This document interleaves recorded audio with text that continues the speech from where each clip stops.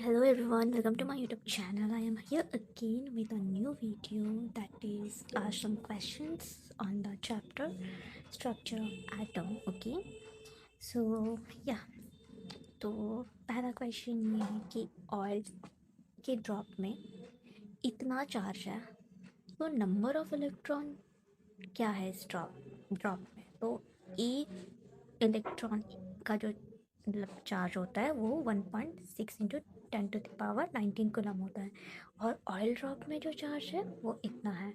तो एक ड्रॉप में कितना चार्ज होगा, दैट इज़ हम जितना इलेक्ट्रॉन ऑयल ड्रॉप पे है उससे एक इलेक्ट्रॉन का डिवाइड करके निकालेंगे तो हमारा आंसर 4 इलेक्ट्रॉन होगा and that's the answer. Okay, now second question is let the mass of the electron is half of a proton is 2 times and the mass of the neutron is 3/4 of its original. The new atomic mass weight of oxygen 16 atom. So if we neglect the mass of the electron, oxygen atom has total proton and 8 electron. Okay, so proton has proton increase 2 times, ठीक है ना।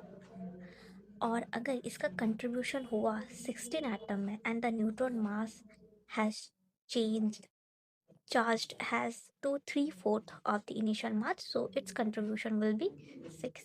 So total mass 22 से अगर हम 16 minus करें divide by 16 into 100 करें तो हमारा परसेंटेज इतना निकल के आ रहा है।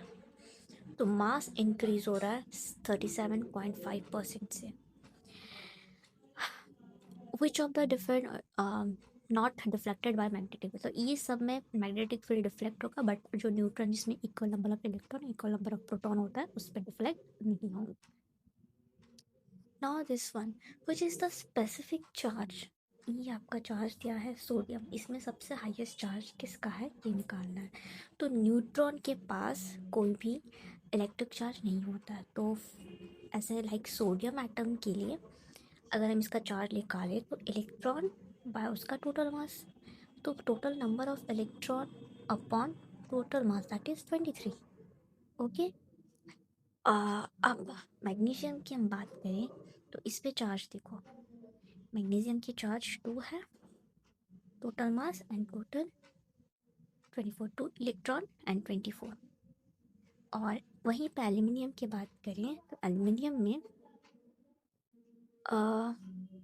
Al+3 इलेक्ट्रॉन कितना है इसमें 3e/27।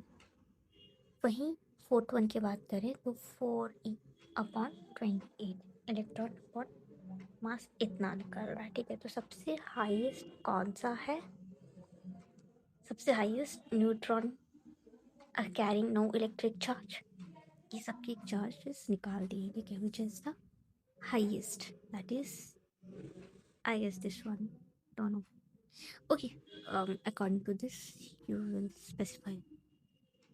Okay, I guess this one. Okay, okay, now this question is कि the nucleus of an atom can be assumed to be spherical. The radius of the nucleus of the mass number is given, mass इतना दिया गया है and radius of the atom 1.0 angstrom है। अगर मास 64 होगा then the diffraction of atomic volume that occupied the nucleus is each. Okay, now what's the radius of the nucleus? Nucleus का radius है 1.25 into 10 to the power minus 13 into a1 3 centimeter. So here is so we know the mass, right? So 1.25 into 10 to the power minus 13 into mass कितना है 64 है, तो 1/3 centimetre. Okay, तो अगर यहाँ पे 1.25 into 10 to the power minus 13 into अगर हम इसका स्क्वायर ले लें तो 4 सेंटीमीटर आ जा रहा है, राइट।